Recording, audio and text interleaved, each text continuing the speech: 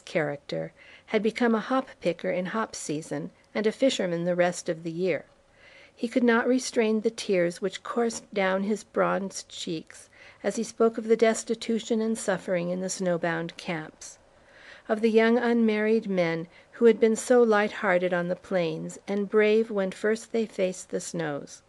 His voice trembled as he told how often they had tried to break through the great barriers, and failed, hunted and found nothing, fished and caught nothing, and when rations dwindled to strips of beef hide, their strength waned, and death found them ready victims. He declared, quote, "The hair and bones found around the Donner fires were those of cattle. No human flesh was used by either Donner family. This I know, for I was there all winter and helped get all the wood and food we had after starvation threatened us. I was about 16 years old at the time. Our 4 men died early in December and were buried in excavations in the side of the mountain. Their bodies were never disturbed. As the snows deepened to 10 and 12 feet, we lost track of their location." End quote.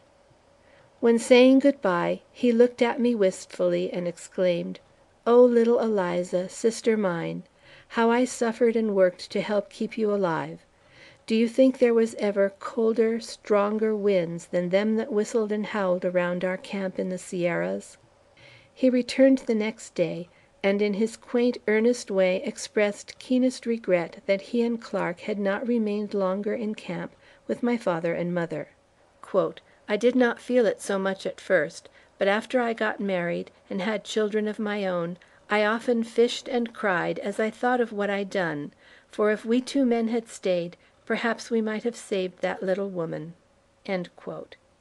His careworn features lightened as I bade him grieve no more, for I realized that he was but a boy overburdened with a man's responsibility, and had done his best, and that nobly.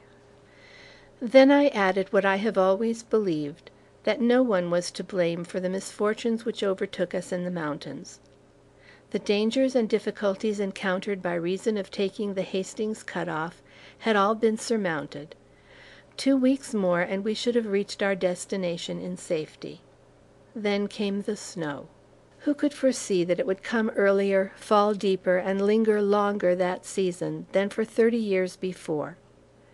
Everything that a party could do to save itself was done by the Donner Party, and certainly everything that a generous, sympathizing people could do to save the snowbound was done by the people of California.